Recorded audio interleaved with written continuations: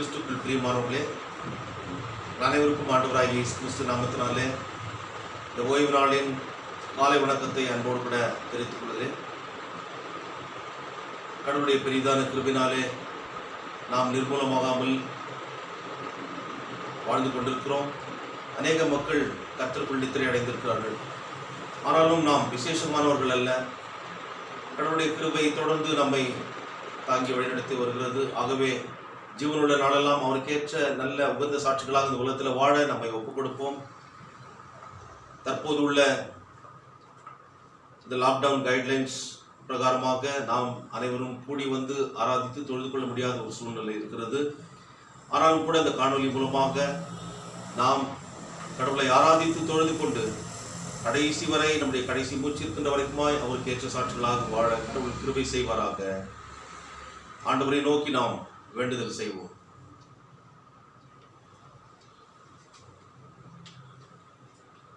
துதிகளின் மத்தியிலே வாசமா இருக்கிறீர்கள் பரிசுத்தமுள்ள திரியேக கடவுளே, இந்த காலை வேளைக்காக நான் நமக்கு நன்றி செலுத்துகிறோம் சுவாமி. ஓய்வு நாளை பரிசுத்தமாய் ஆசிரிக்க நினைப்பாயாக என்று சொல்ல தெய்வமே, இந்த நாளிலே பரிசுத்த அலங்காரத்துடன் உம்மை தொழுது கொள்ளத்தக்கதாக நாங்கள் எங்களுடைய இல்லங்களிலேயே நாங்கள் கூடி வந்து உம்மை ஆராதிக்க தொழுது கொள்ள கிருபை செய்தீரே, உமக்கு ஸ்தோத்திரம். கர்த்தாவே, நாங்கள் ஆலயங்களிலே கூடி வந்து உம்மை தொழுது கொள்ள முடியாதபடிக்கு தேசத்திலும் உலகம் முழுவதிலும் கர்த்தாவே இக்கட்டான சூழ்நிலை கொள்ளை வியாதி நிமித்தமாக ஏற்பட்டிருக்கிறது சுவாமி. ஆனாலும் கூட எங்கள் மத்தியிலே நீர் எங்களை பாதுகாக்கின்ற தெய்வம் இருந்து வழிநடத்தி வருகிறீர். அதற்காக நன்றி செலுத்துகிறோம். இப்பொழுதுமா எங்களை தரைமட்டமாய் தாழ்த்தி உடைய பாதத்தில் ஒப்புக் கொடுக்கிறோம். நீரே எங்களை தொடர்ந்து பலப்படுத்தும், வழிநடத்தும், ஆசீர்வதியும். இம்மட்டுமா எங்களை நீர் ஆண்டவரை நீர் பாதுகாத்து வழிநடத்தி வந்ததற்காக எங்களுடைய உள்ளத்தின் ஆழத்திலிருந்து நன்றி செலுத்துகிறோம். இம்மட்டுமா எகனேசராக இருந்த தெய்வம் இன்றும் இனிவரும் நாட்களிலும் இம்மானுவேலராக இருந்து தொடர்ந்து முற்றுமுடிய எங்களை நீர் பாதுகாத்து எங்களை வழிநடத்த ஜெபிக்கிறோம். இந்த ஆராதனையில் ஆரம்பம் முதல் முடி வரைக்கும் என்னுடைய கிருபை காரணம் எங்களை சூழ்ந்து கொள்ளட்டும். மீட்பர் இயேசுவின் மூலம் ஜெபிக்கிறோம் பிதாவே, ஆமென்.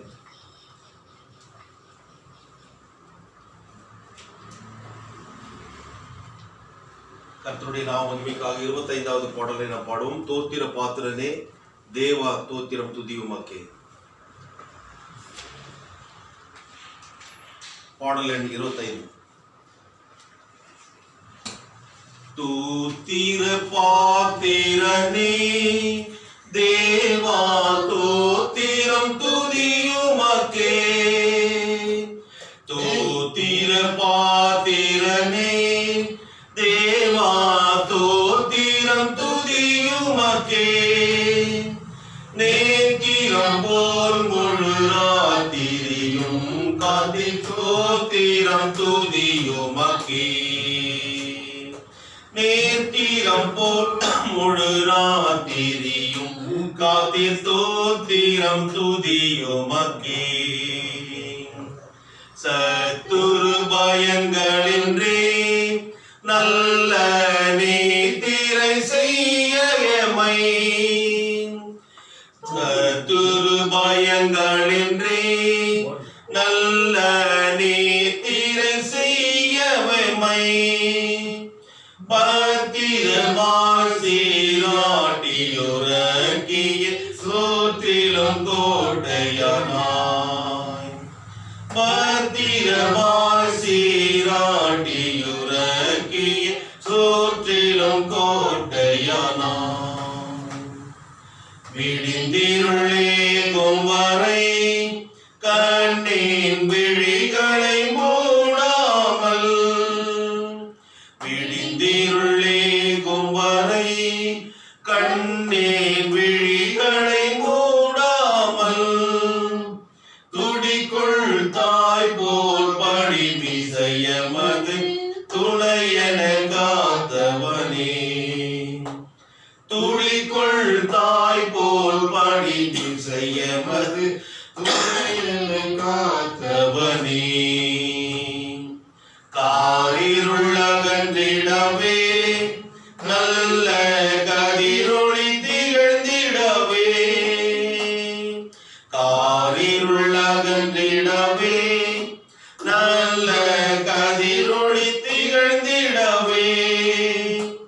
பாரிதை புரட்டி உருள செய்தேகனை பாங்கள் சீராக்கி வைத்தாய். பாரிதை புரட்டி உருள செய்தேகன பாங்கள் சீராக்கி வைத்தாய். இன்றைய தினமிதிலும் தொழில் எந்தெந்த வகைகளிலும், இன்றைய தினமிதிலும் தொழில் எந்தெந்த வகைகளிலும் ஓம் திருமறைப்படி ஒழுகிட எமக்கர் ஒன்றியை காத்துக் கொள்வாய். ஓம் திருமறைப்படி ஒழுகிட எமக்கர் ஒன்றியை காத்துக் கொள்வாய். தோத்திர பாத்திரனே தேவா தோத்திரம் துதியுமக்கே.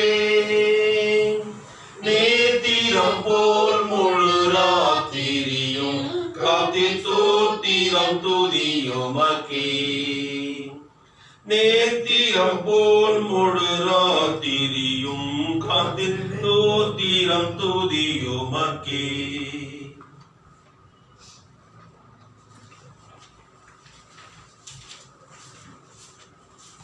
தேவாராதனை முறைமை, பிரதான தேவாராதனை முறைமை, the order of morning service without communion, பக்கம் 1.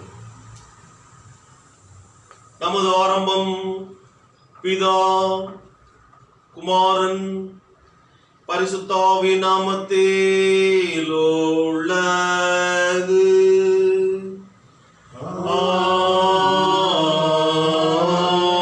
ஆமென். கர்த்தருக்குள் பிரியமானவர்களே, நமது பிதாவாகிய கடவுளிடம் கபடற்ற இருதயம் உள்ளவர்களாய் அண்டி சேர்ந்து நமது பாவங்களை அவருக்கு அறிக்கையிட்டு அவைகளை மன்னிக்க நமது இரட்சகராகிய இயேசு கிறிஸ்துவின் நாமத்தில் அவரை கெஞ்சி கேட்போம். வாருங்கள். நமக்கு சகாயம் கர்த்தருடைய திருநாமத்தில் உள்ளது.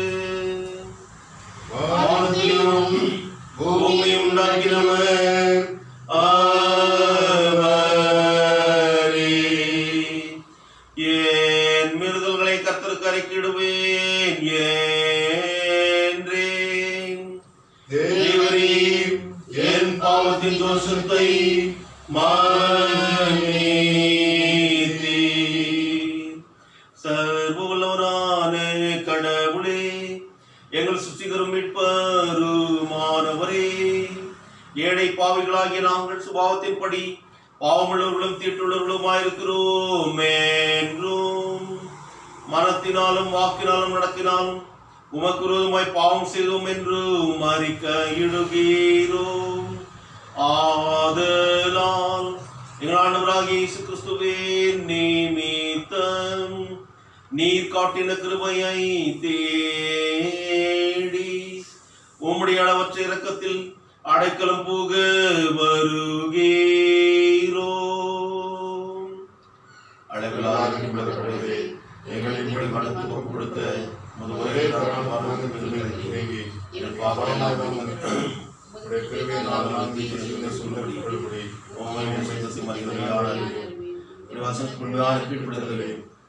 ஆவியை கொண்டு கொடுக்க வேண்டும் என்று எங்கள் ஆண்டவராகிய இயேசு கிறிஸ்துவின் மூலமாக வேண்டிக் கொள்கிறோம். கர்த்தாவே, ஆமென்.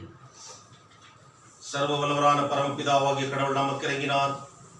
அவர் தமது ஒரே பேரான குமாரனை நமது பாவங்களுக்காக மரணத்திற்கு ஒப்புக் கொடுத்து அவர் நிமித்தம் நமது பாவங்களை மன்னிக்கிறார்.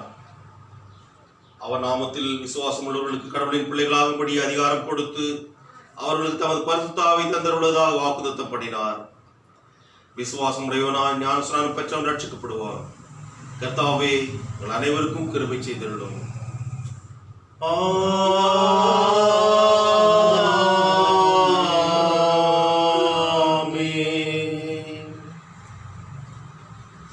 கர்த்தர் உயிர்த்தெழுந்த பண்டிகைக்கு பின்வரும் 5ஆம் ஞாயிறு இந்த நாளுக்கு என்று குறிக்கப்பட்டிருக்கின்ற ஆரம்ப வாக்கியம், இன்ட்ரைட் for the day page number 93.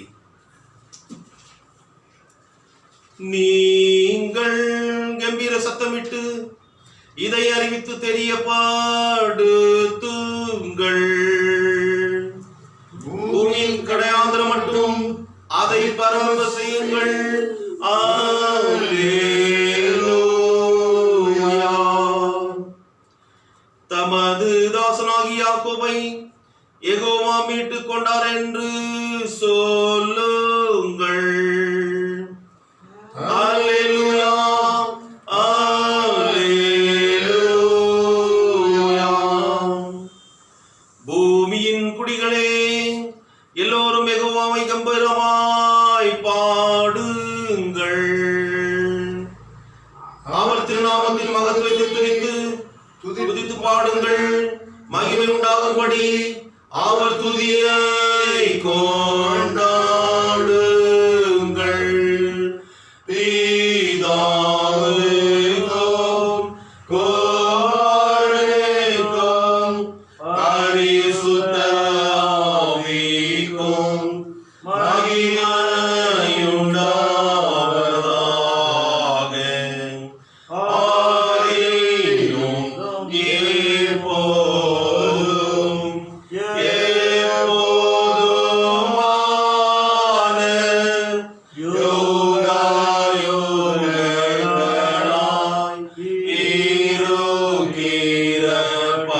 இருக்கிறபடியே. ஆமென். கர்த்தாவே, எங்களுக்கு இரங்கும்.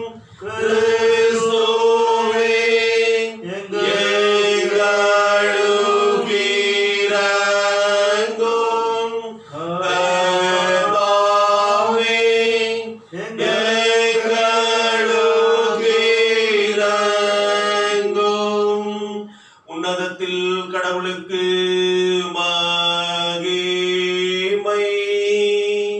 பூமியில் மனிதர் சமாதானம் அவர்கள் பிரியமாயிருக்கிறார். பரமனாகிய கர்த்தாவே, சர்வவல்லமையுள்ள பிதாவாகிய கடவுளே, ஒரே பிதாவுக்குமாரனும் ஆண்டவருமாகிய இயேசு கிறிஸ்துவே, உன்னதமானவரே, பரிசுத்த ஆவியானவரே, உம்மை துதிக்கிறோம், உம்மை புகழுகிறோம், உம்மை வணங்குகிறோம், உம்மை மகிமைப்படுத்துகிறோம். உம்முடைய மகிமை நிமித்தம் உமக்கு ஸ்தோத்திரம் செலுத்துகிறோம். கர்த்தாவாகிய கடவுளே, கடவுளின் ஆட்பட்டியே, பிதாவே சோதரி, உலகத்தின் பாவனை சுமந்து தீர்க்கிறவரே, எங்கள் ஜெபத்தை ஏற்றருளும். பிதாமது பாசத்தில் இருக்கிறவரே, எங்களுக்கு இரங்கும். இயேசு கிறிஸ்துவே, உம்முடைய பிதாவின் மகிமையிலே பரிசுத்த ஆவியோடு நீர் ஒருவர் பரிசுத்தர், நீர் ஒருவர் ஆண்டவர், நீர் ஒருவர் உள்ளவராயிருக்கிறீர். ஆமென். கர்த்தர் உங்களோடு இருப்பாராக.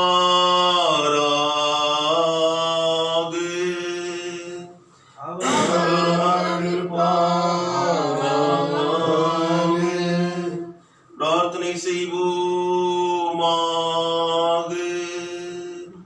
இந்த நாளுக்குரிய சுருக்க ஜெபம் கலெக்ட் ஃபார் த டே, பக்கம் 93.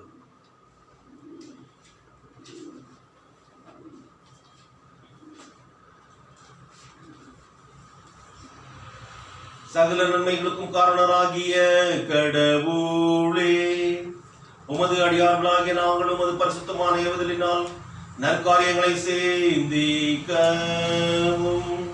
உமது இரக்கமான நடத்துதலினால் அவைகளை நிறைவேற்றவும் எங்களுக்கு அருள் புரிய வேண்டும் என்று உம்மோடு பரிசுத்தாவியோடும் ஏகக்கடவுளாய் என்றென்றைக்கும் பிழைத்து ஆண்டு கொண்டிருக்கிறோம். அது குமாரனாகிய எங்கள் நாதர் இயேசு கிறிஸ்துவின் மூலமாய் உம்மை வேண்டிக் கொள்ளுகிறோம்.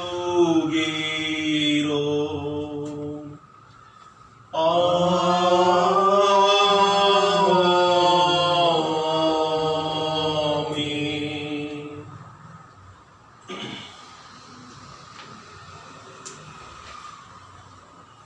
கர்த்தர் உயிர்த்தெழுந்த பண்டிகை பின்வரும் 5ஆம் ஞாயிறு, the 5th Sunday after Easter, இந்த நாளுக்கு என்று குறிக்கப்பட்டிருக்கின்ற வேத பாவங்களை நாம் வாசித்து கேட்போம். முதலாவதாக பழைய ஏற்பாட்டு பதிலாக புதிய ஏற்பாட்டிலே இருக்கின்ற சரித்திர புஸ்தகம் அப்போஸ்தலர் நடபடிகள் 10ஆம் அதிகாரம் வசனங்கள் 34 முதல் 48 வரை வாசித்து கேட்போம். The first reading is taken from the historical book of New Testament, the Acts of Apostles, chapter 10, verses 34 to 48.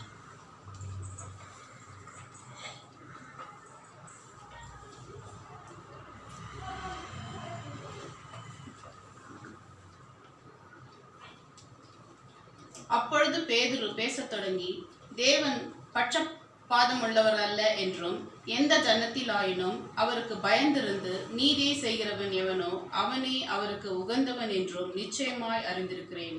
எல்லாருக்கும் கர்த்தராயிருக்கிற இயேசு கிறிஸ்துவை கொண்டு அவர் சமாதானத்தை சுவிசேஷமாய் கூறி இஸ்ரவேல் புத்திரருக்கு அனுப்பின வார்த்தையை அறிந்திருக்கிறீர்களே.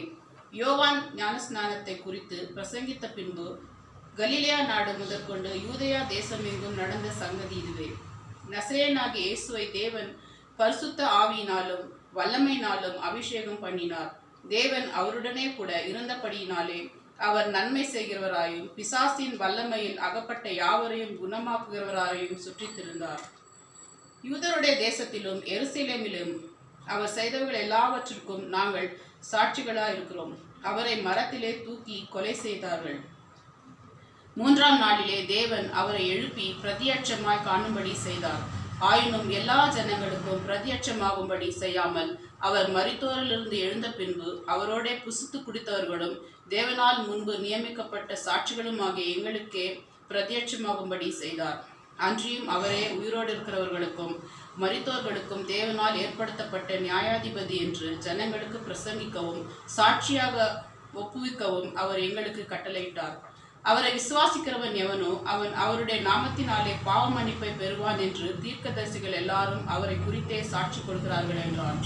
இந்த வார்த்தைகளை பேதுரு பேசிக் கொண்டிருக்கையில் அவன் வசனத்தை கேட்டவர்கள் யாவர் மேலும் பரிசுத்த ஆவியானவர் இறங்கினார்.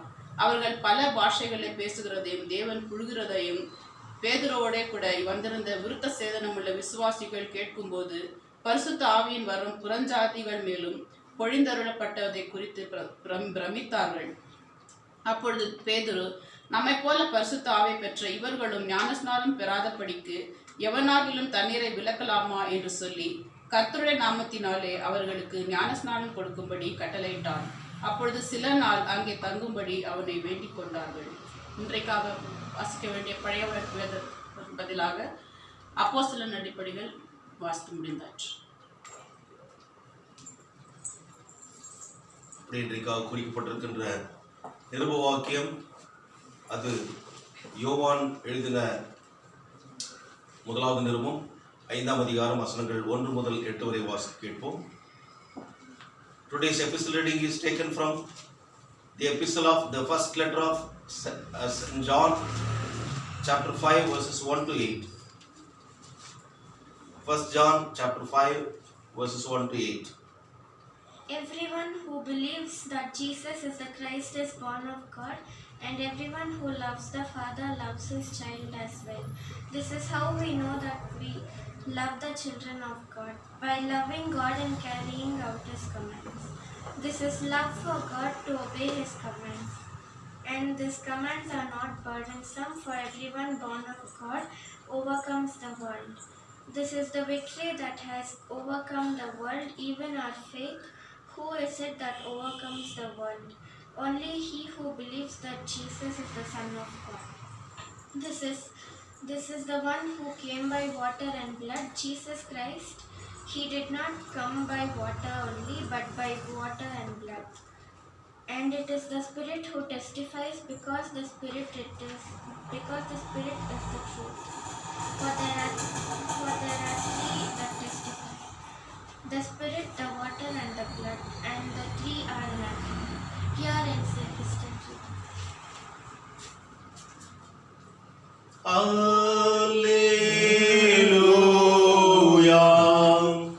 Alleluia.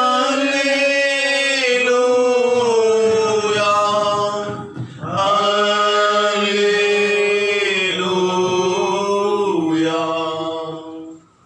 அப்படி இன்றைக்காக குறிக்கப்பட்டிருக்கின்ற சுவிசேஷ வாக்கியம், அது பரிசுத்த யோவான் எழுதின சுவிசேஷம் 15ஆம் அதிகாரம் வசனங்கள் 9 முதல் 17 வரை வாசிக்க கேட்போம். ஆண்டவரே, உமக்கு மகிமை உண்டாவதாக.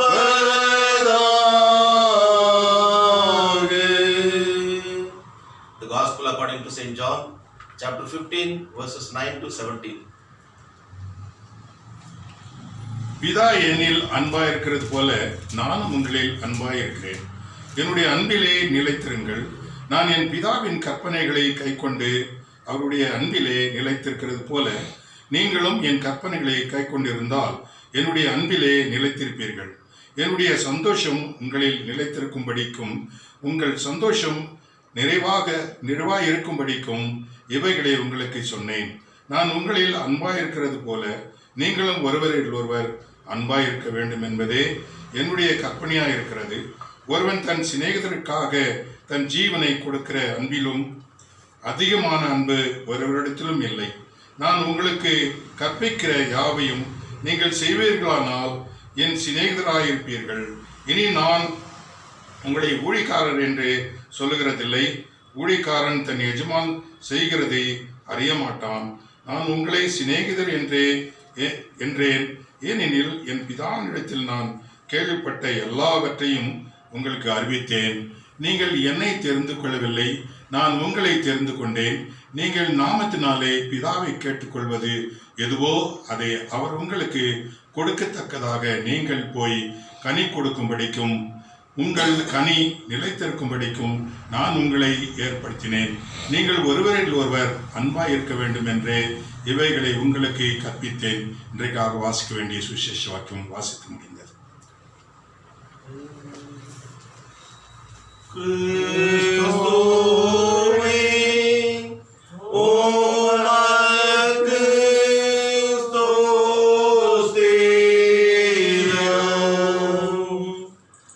ஆண்டவருடைய வாழ்வளிக்கக்கூடிய வார்த்தைகளை வாசித்து கேட்டு நாம் அதற்கு மறுபடியாக நம்முடைய விசுவாசத்தை உறுதி செய்யும் மூலமாக உலகில் உள்ள சகல பரிசுத்தவான்களோடு கூட சேர்ந்து அப்போஸ்தல விசுவாச பிரமாணத்தை பயபக்தி அறிக்கை செய்வோம். பக்கம் 10. பரலோகத்தையும் பூலோகத்தையும் படைத்த சகல பிதாவாகிய விசுவாசிக்கிறேன். அவருடைய ஒரே குமாரனும் நம்முடைய ஆண்டவருமாகிய இயேசு கிறிஸ்துவை விசுவாசிக்கிறேன். பரிசுத்த ஆவியினால் கர்ப்பத்தில் உட்பவித்து கன்னிமரிடத்தில் பிறந்து பொந்தி பிலாத்தால் கீழ்ப்பாடுபட்டு சிலுவையில் மரித்து பண்ணப்பட்டார். பாதாளத்தில் இறங்கி 3ஆம் நாள் மரித்தோருக்கு விட்டிருந்தார். மரத்துக்கு ஏறி சர்வவல்ல பிதாவாகிய கடவுள் வந்து பரிசுத்தரித்திருக்கிறார். அவ்விடத்திலிருந்து உயிரோடு மரித்தோரை நியாயத்திற்கு வருவார். பரிசுத்த ஆவியை விசுவாசிக்கிறேன். பொதுவான பரிசுத்த சபையும் பரிசுத்தவான்களை ஐக்கியமும் பாவ மன்னிப்பும் சரீர உயிர்த்தெழுதலும் நித்திய ஜீவனும் விசுவாசிக்கிறேன். ஆமென்.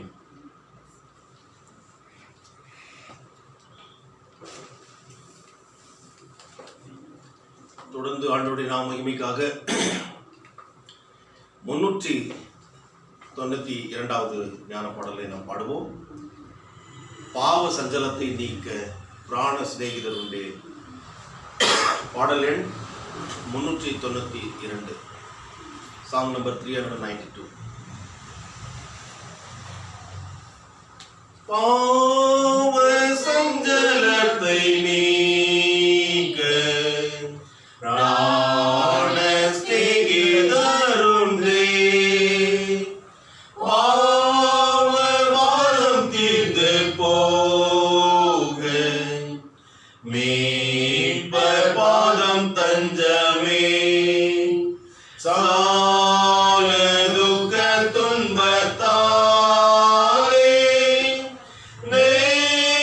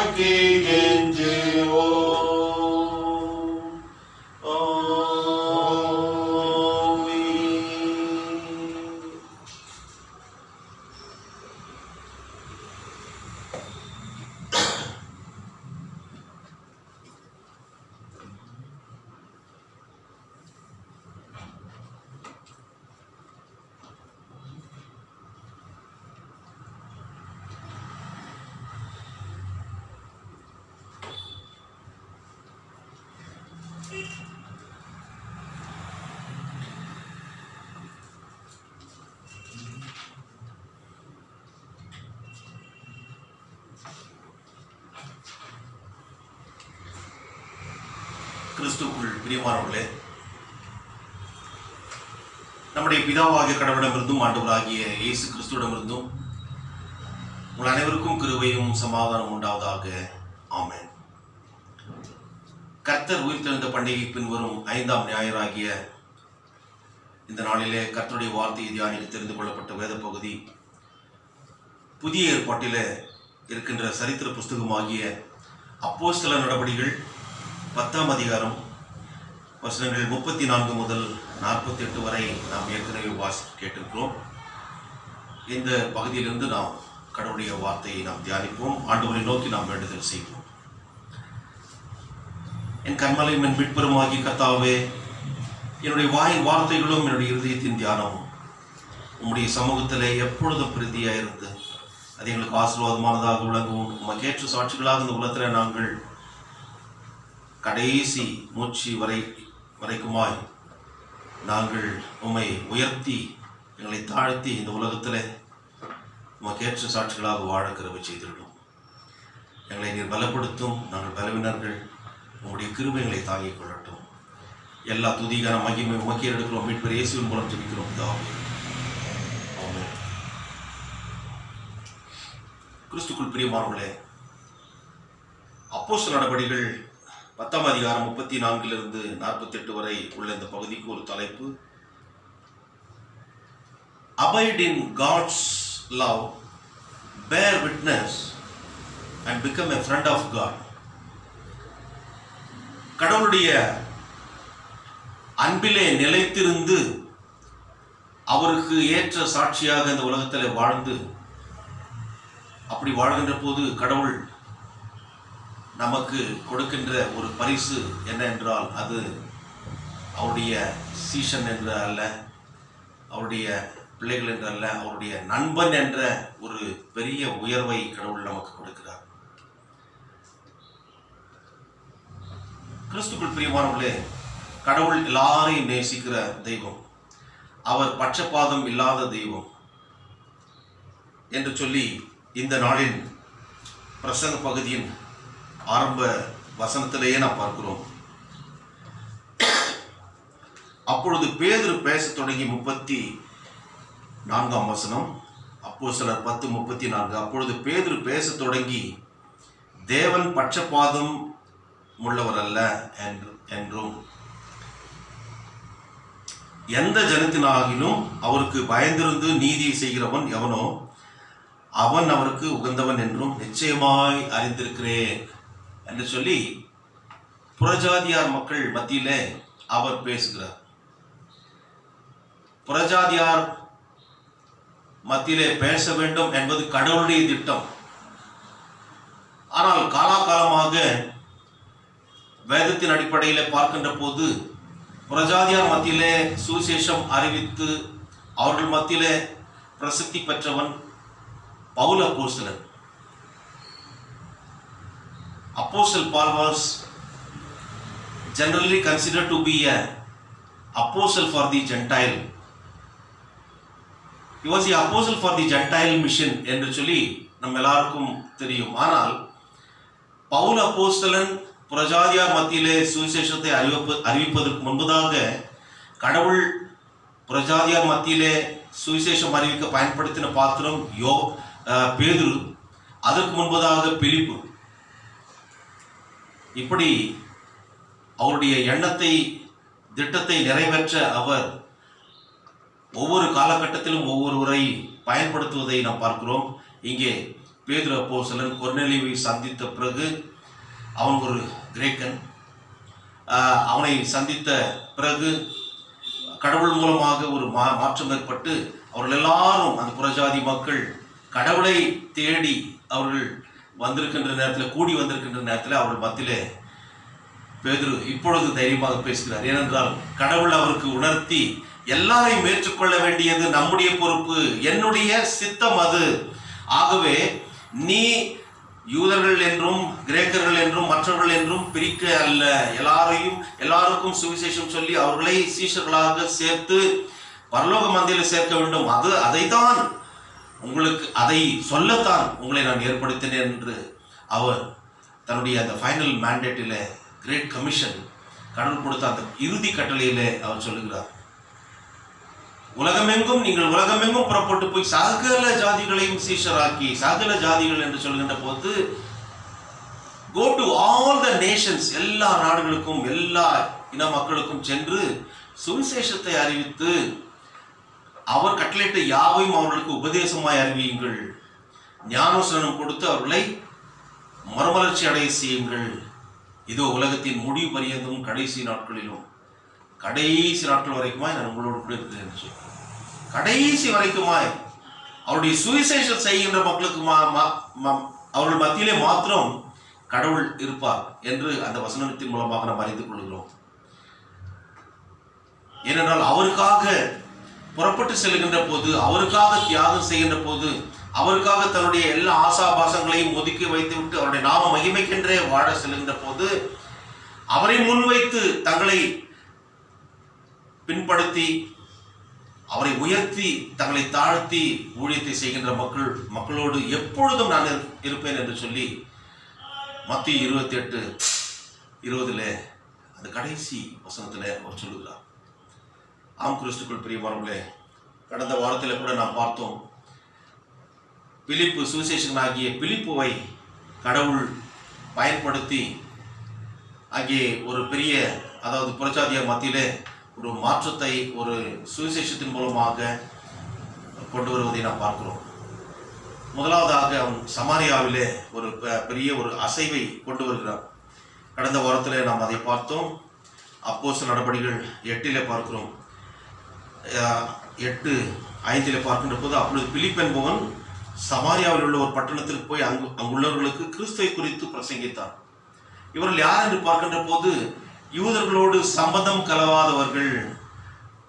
they were considered as a mixed group. அவர்கள் ஒதுக்கப்பட்ட சூழ்நிலையிலே வாழ்ந்து கொண்டிருந்தார்கள். அவர்களை சந்தித்து அவருடைய மத்தியிலே சுவிசேஷத்தை அறிவித்து அவர்களில் ஒரு பெரிய மறுமலர்ச்சி அடைய செய்தார். அது மாத்திரமல்ல, கடந்த வாரத்தில் செய்தியிலே பார்க்கின்ற போது எத்தியோப்பிய மந்திரியை, எத்தியோப்பியன் யூனிட், அவரை கடவுளுடைய மந்தையிலே சேர்க்கின்ற ஞானஸ்நானத்தின் மூலமாக அவரை ஆதாயப்படுத்திக் கொள்ளுகின்ற ஒரு ஊழியத்தில் பிலிப்பு ஈடுபடுவதை பார்க்கிறோம். அதாவது mission from Samaria to mission to Africa என்பதை கடந்த வாரத்தில் நாம் பார்த்தோம். பரிசுத்த ஆவியானவர் உங்களிடத்தில் வருகின்ற போது நீங்கள் பலனடைந்து எருசலேமிலும் யூதேயாவிலும் சமாரியாவிலும் பூமியின் கடைசி பரியந்தம் எனக்கு சாட்சிகளாக இருப்பீர்கள் என்று சொல்லி அப்போஸ்தலர் நடபடிகள் 1:8 கடவுள் சொல்லுகிறார். அதில் பரிசுத்த ஆவியானுடைய பலத்தை இவர்கள் பெற்ற பிறகு எருசலேமிலே இவர்கள் முதலாவதாக சாட்சி பகர வேண்டும். அதன் பிறகு அப்படியே சமாரியா, யூதேயா சமாரியா, பூமியின் கடைசி வரைக்குமாய். ஆம், இது நடந்தது. முதலாக பிரசங்கம், பரிசுத்த ஆவியினுடைய அபிஷேகத்தை அப்போஸ்தலர் நடபடிகளிலே அந்த பெந்தெகோஸ்தே நாளிலே அவர்கள் பெற்றுக்கொண்ட பிறகு முதலாக அங்கே அப்போஸ்தலர் 2:14 பேதுரு அப்போஸ்தலன் எருசலேமில் கூடி வந்திருக்கின்ற மக்கள் மத்தியிலே, இஸ்ரவேலர் மக்கள் மத்தியிலே அவர் பிரசங்கிக்க ஆரம்பிக்கிறார். அவரோடு கூட 11 சீஷர்களும் இருக்கிறார்கள். 12 பேருமாக சேர்ந்து அந்த முதல் பிரசங்கத்தை செய்கின்ற போது அந்த வார்த்தையை கேட்டு இருதயத்தில் குத்தப்பட்டவர்களாக, நாங்கள் சகோதரர் நாங்கள் என்ன செய்ய வேண்டும் என்று சொல்லி அவர்கள் கேட்கிறார்கள். அவர் என்ன செய்ய வேண்டும் என்று சொல்லி அவர்கள் கேட்பதை நாம் பார்க்கிறோம். அங்கே அப்பொழுது பேதுரு அவர் சொல்லுகிறார், நீங்கள் மனம் திரும்பி 2ஆம் அதிகாரம் 37ஆம் வசனம். இதை அவர்கள் கேட்ட பொழுது இருதயத்திலே குத்தப்பட்டவர்களாக பேதுருவையும் மற்ற அப்போஸ்தலரை பார்த்து, சகோதரரை நாங்கள் என்ன செய்ய வேண்டும் என்றார்கள். பேதுரு அவர்களை நோக்கி, நீங்கள் மனம் திரும்பி ஒவ்வொருவரும் பாவ மன்னிப்புக்கென்று இயேசு கிறிஸ்துவின் நாமத்தினாலே ஞானஸ்நானம் பெற்றுக்கொள்ளுங்கள். ஒவ்வொருவருடைய இருதயத்திலும் குத்தப்பட்டது. See the impact of the word of God. கடவுளுடைய வார்த்தை அறிவிக்கப்படுகின்ற போது உள்ளத்தில் அது பெரிய மாற்றத்தை உண்டு பண்ணுகிறது. அந்த மாற்றத்தை உணர்ந்தவர்கள் நாங்கள் என்ன செய்ய வேண்டும் என்று கேட்கிறார்கள். அப்பொழுது பேதுரு சொல்கிறார், நீங்கள் மனம் திரும்பி ஞானஸ்நானம் பெற்றுக்கொள்ளுங்கள். ஒவ்வொருவருக்கும் சொல்லுகிறார், ஒவ்வொருவரும் அந்த காரியத்தை செய்ய வேண்டும். ஒரு கும்பலாக சேர்த்து அல்ல, ஒவ்வொருவராக அந்த மனம் திரும்புதலை அவர் வெளிப்படுத்தி தங்களை ஒப்புக் கொடுக்க வேண்டும். ஞானஸ்நானத்தின் மூலமாக மறுபடியும் பிறக்கின்ற ஒரு அனுபவத்தை அதன் மூலமாக பெற்றுக்கொள்கிறார்கள். அப்படி 3000 பேர் சேர்க்கப்பட்டார்கள். அதனுடைய தொடர்ச்சியாக நாம் பார்க்கின்ற போது 4ஆம் அதிகாரத்தில், அப்போஸ்தலர் 4ஆம் அதிகாரம் 4ஆம் வசனத்தில் பாருங்கள், 2வது பிரசங்கத்தில் 5000 பேர் கடவுளுடைய வார்த்தையை கேட்டு மனம் திரும்புகிறார்கள். இவர்கள் செய்கின்ற ஒவ்வொரு காரியத்திலும் பெரிய திரளான மக்கள் கடவுளுடைய வார்த்தையை ஏற்றுக்கொண்டு இருதயத்தில் குத்தப்பட்டவர்களாக, மனமாற்றம் பெற்றவர்களாக கடவுளுடைய மந்தையிலே சேர்க்கப்பட்டார்கள். இங்கே கூட புறஜாதியார் மத்தியிலே, அங்கே நாம் பார்க்கிறோம் அந்த 2 சம்பவங்கள் யூதர்கள் மத்தியிலே, இஸ்ரவேலர் மத்தியிலே, எருசலேமிலே. இங்கே பார்க்கின்ற போது புறஜாதியார் மத்தியிலே செய்யப்படுகின்ற ஊழியம். ஆகவே மிக தெளிவாக சொல்லுகிறார், அவர்களுக்கும் ஒரு பயம் புறஜாதியாருக்கு, இவர்கள் நம்ம ஏற்றுக்கொள்வார்களா? கடவுள் எல்லாரையும் ஏற்றுக்கொள்ளத்தக்கதாக தான் இந்த உலகத்தில் வந்தார் என்பதை அவர்களுக்கு தெளிவுபடுத்தும் வண்ணமாக பேதுரு சொல்லுகிறார். அப்போஸ்தலர் 10:34 அப்பொழுது பேதுரு பேச தொடங்கி, தேவன் பட்சபாதம் உள்ளவர் அல்ல, God shows no partiality. மிக அழகான ஒரு வார்த்தை. கிறிஸ்துக்குள் பிரியமானவர்களே, அந்த அன்பின் கடவுள் பட்சபாதம் இல்லாத ஒரு கடவுள். God shows no partiality என்று சொல்லி நாம் பார்க்கிறோம். ரோமர் 2:11 தேவனிடத்தில் பட்சபாதம் இல்லை. For God does not show favoritism. ஒரு கண்ணிலே வெண்ணெய் வைத்து இன்னொரு கண்ணிலே சுண்ணாம்பு வைக்கிறவர் கடவுள் அல்ல. என்னிடத்தில் வருகிற ஒருவனையும் நான் புறம்பே தள்ளினதில்லை என்று சொல்லி எல்லாரையும் அன்போடு ஏற்றுக்கொள்ளுகின்ற தெய்வம் நம்முடைய தெய்வம். கிறிஸ்துக்குள் பிரியமானவர்களே, எல்லாரையும் சரிசமமாக பாவிக்கின்றவர் கடவுள் தான் நம்முடைய ஆண்டவராகிய இயேசு கிறிஸ்து, இல்லைங்களா? இன்றைக்கு எல்லார் மேலும் சூரியன் உதிக்கிறது, மழை பொழிகிறது, காற்று வீசுகிறது. எல்லா காரியங்களையும் கடவுள் இவர்கள் நல்லவர்கள் கெட்டவர்கள் என்று, அதாவது குறிப்பிட்ட மக்கள் மத்தியில மாத்திரம் இந்த காரியத்தை செய்யாமல் எல்லாருக்கும் செய்கிறார். அவர் தயாள குணமுள்ளவர், அவர் தயாள குணமுள்ளவர். He is generous hearted person. He is generous hearted God. இங்கே நான் 35ஆம் வசனத்தில் இப்பேற்பட்ட தெய்வத்தை சொன்ன பிறகு, ஆகவே நீங்கள் எப்பேற்பட்டவர்களாக இருந்தாலும் சரி, நீங்கள் எந்த நாட்டை சேர்ந்தவர்களாக இருந்தாலும் சரி, எந்த மொழியை சேர்ந்தவர்கள் பேசுகிறவர்களாக இருந்தாலும் சரி, எந்த இனத்தை சேர்ந்தவர்களாக இருந்தாலும் சரி, when it comes to sin and salvation, கடவுள் எதிர்பார்க்கின்ற ஒரு காரியம், ஒரு பாவத்தை குறித்தோ ஒரு ரட்சிப்பை குறித்தோ வருகின்ற போது பொதுவாக கடவுள் எதிர்பார்க்கின்ற ஒரு காரியம், எப்பேற்பட்ட மனுஷராக இருந்தாலும் சரி, எந்த நாட்டை சேர்ந்தவனாக இருந்தாலும் சரி, அவன் கருப்பாக இருந்தாலும் சிவப்பாக இருந்தாலும், எப்பேற்பட்டவனாக இருந்தாலும் கடவுள் எதிர்பார்க்கின்ற காரியம், அவன் கடவுளுக்கு பயந்திருக்க வேண்டும். 35ஆம் வசனத்தில் மிக தெளிவாக இருக்கிறது பாருங்கள். அடுத்து நீதி செய்கிறவனாய் இருக்க வேண்டும். அப்பேற்பட்டவனே அவனுக்கு கடவுளுக்கு உகந்தவன் என்று சொல்லி நாம் பார்க்கிறோம். So the quality that God intends from a person is anyone who fears in God, anyone who fears him and does what is right, such a person is acceptable to him. அப்பேற்பட்டவர்கள் தான் கடவுளுக்கு உகந்தவர்கள் என்று சொல்லி யாராவது இருக்கட்டும், அவன் இஸ்ரேலில் இருந்தாலும் சரி, அமெரிக்காவில் இருந்தாலும் சரி, சவுதி அரேபியாவில் இருந்தாலும் சரி, ஈரானில் இருந்தாலும் சரி, இந்தியாவில் இருந்தாலும் சரி, ஆப்பிரிக்காவில் இருந்தாலும் சரி, எங்க இருந்தாலும் சரி, அவன் செய்ய வேண்டிய கடவுளுக்கு பயப்பட வேண்டும். கடவுளுக்கு பயந்து என்று பார்க்கின்ற போது he will have to respect God, he will have to give respect to God.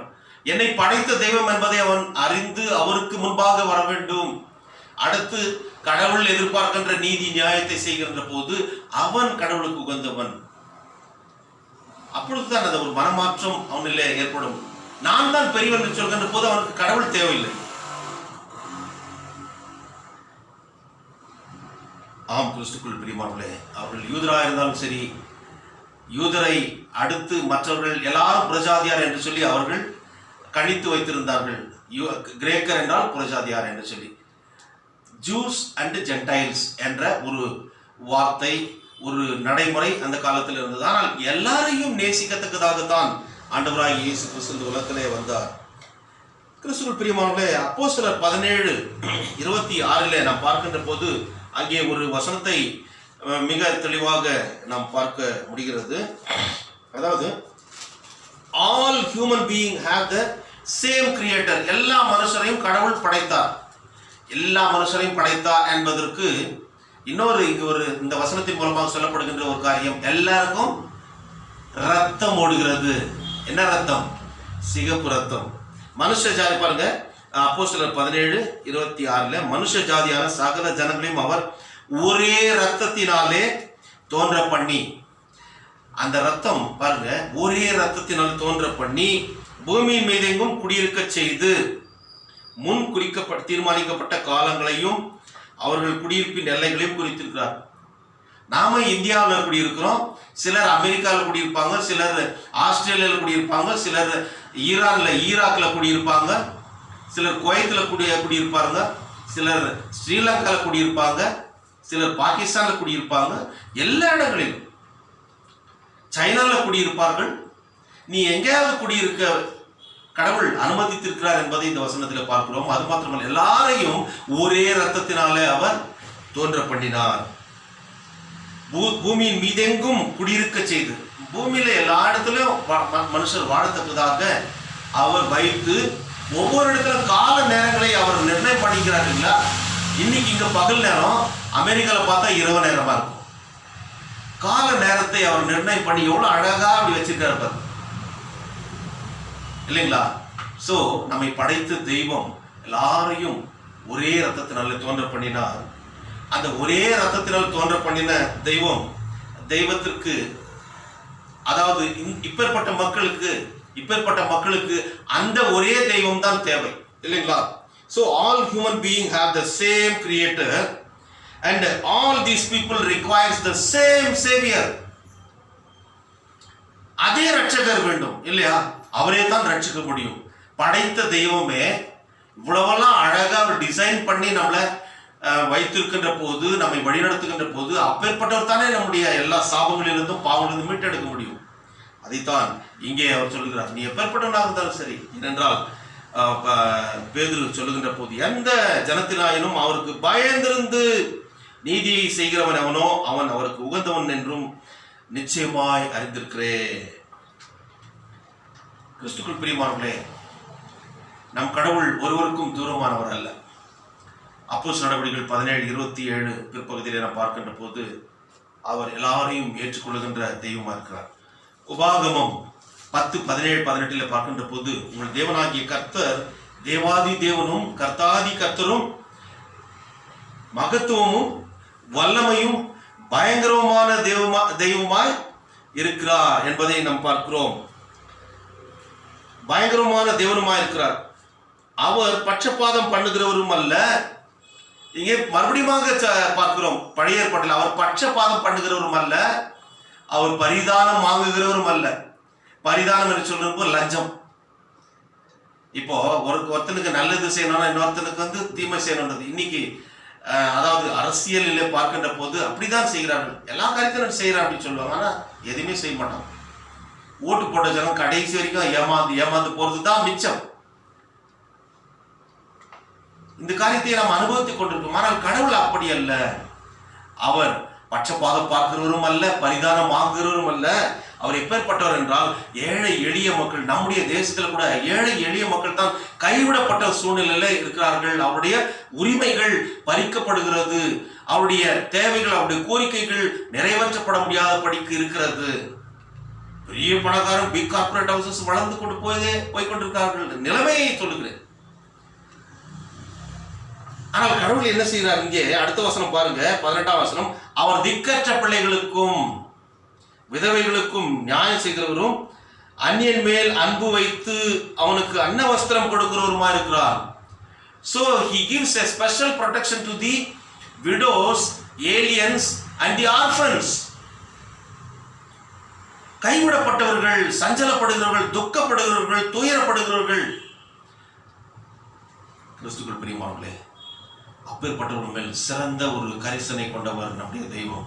அவர்களுக்கு என்ன பண்றாரு? அன்ன வஸ்திரம் என்று சொல்லுவாங்க. பேசிக் நீட், அன்னமும் வஸ்திரமும் கிடைக்குது. ஃபுட் அண்ட் க்ளோத்திங், ஷெல்டர் எங்கேயாவது ஒரு இடத்துல தங்கறதுக்கும் ஆண்டவர் வந்து செய்வார் இல்லைங்களா? நம்மை படைத்த தெய்வம் அந்த பெரிய காரியத்தை அவர் கண்டிப்பாக அவர் செய்வார். கிறிஸ்துக்குள் பிரியமானவர்களே, ஆகவே இந்த 2 வசனத்தின் மூலமாக தொடர்ச்சியாக 36 43 வரைக்கும் இருக்கிற அந்த ஒரு பெரிய பகுதியை வருகிறது. அங்கே இப்பேற்பட்ட தெய்வம் இந்த சீஷர்களை பயன்படுத்தி எல்லார் மத்தியிலும் சுவிசேஷத்தை அறிவிக்க செய்வதுதான் மற்ற அந்த தொடர்ச்சியான பகுதியை பார்க்கிறோம். So the passage 36 to 43 deals that this is considered to be one of the compact summaries of the early Christian preaching. ஆதி அப்போஸ்தலர் காலத்துல ஒரு மிக அழகாக ரத்தின சுருக்கமாக சுவிசேஷத்தை அறிவிப்பது எப்படி, எந்த சூழ்நிலையில எப்படி கடவுள் ஏற்படுத்தினார் என்பதை விளக்குகின்ற ஒரு சம்மரி தான் இந்த பகுதி, வசனம் 36 43 வரை. அதனுடைய சாராம்சம் என்னென்று பார்க்கின்ற போது, அங்கே 36ஆம் வசனத்துல கடவுள் இஸ்ரவேல் மக்களுக்கு மேசியாவாகிய இயேசு கிறிஸ்துவை அறிவிக்கின்ற போது அந்த அறிவிப்பிலே அவர் ஒரு சமாதான பிரபு என்று சொல்லி அறிவிக்கப்பட்டது. Jesus is a prince of peace. இயேசுவே சமாதான பிரபு என்று சொல்லி இந்த இயேசு கிறிஸ்துவே எல்லாருக்கும் கர்த்தராக இருக்கிறார். he is the lord of all என்பதை பேதுரு அப்போஸ்தலன் இங்கே தெளிவாக சொல்கிறார். சமாதானம் என்று சொல்கின்ற போது இட்ஸ் a well being. சௌக்கியமா இருக்கிறீங்களான்னு கேட்டா சமாதானமா, அந்த சமாதானம். சேமமா இருக்கிறீங்களா அப்படின்னு கேட்போம். எல்லாவற்றிலும் பரிபூர்ணம் நிறைந்தவர்களுக்கு தான் சமாதானம் என்று சொல்லி அந்த வெல் பீயிங், ஷாலோம் என்று சொல்லி எபிரேய வார்த்தை. லூக்கா 1:79 பார்க்கின்ற போது அங்கே நம்முடைய கால்களை சமாதானத்தின் வழியில நடத்தவும் அவ்விரக்கத்தினாலே உன்னதத்திலிருந்து தோன்றிய அருணோதயம் நம்மை சந்தித்திருக்கிறது என்று சொல்லி யோவான் ஸ்நானனுடைய தகப்பனார் சகரியா சொல்லுகிறார். எப்படி நம்முடைய கால்களை சமாதானத்தின் வழியிலே நடத்த கடவுள் பிறக்க போகிறார் என்பதை அவர் தீர்க்க தரிசனமாக சொல்லுகிறார். லூக்கா 2:14 பார்க்கின்ற போது உன்னதத்திலே தேவனுக்கு மகிமையும் பூமியிலே சமாதானமும் மனுஷர் மேல் அவர் பிரியம் என்று சொல்லி தேவதூதர்கள் இயேசு கிறிஸ்து பிறந்த பொழுது அதை அதாவது மெய்ப்பர்களுக்கு அறிவித்த பிறகு அவர்கள் பாடின பாடல் அது குளோரியா எக்ஸல்சிஸ், உன்னத துதி என்று சொல்லி. உன்னதத்தில் தேவனுக்கு மகிமையும் பூமியிலே சமாதானம். ஏனென்றால் விண்ணக கடவுள் மண்ணுக்கு வந்த அந்த ஒரு அனுபவத்தை, சந்தோஷத்தை சொல்லுகின்ற போது இந்த காரியத்தை அவர் விளக்குகிறதை பார்க்கிறோம். ஆம் கிறிஸ்துவுக்குள் பிரியமானவர்களே, 38ஆம் வசனத்துல நம்ம பார்க்கிறோம். அப்போஸ்தலர் 10:38 இந்த பிரசங்க பகுதியில இந்த தெய்வம், இந்த சமாதான பிரபு எப்பேற்பட்டவராய் வந்தார்? நன்மை செய்கிறவராய் அவர் சுற்றி வந்தார்.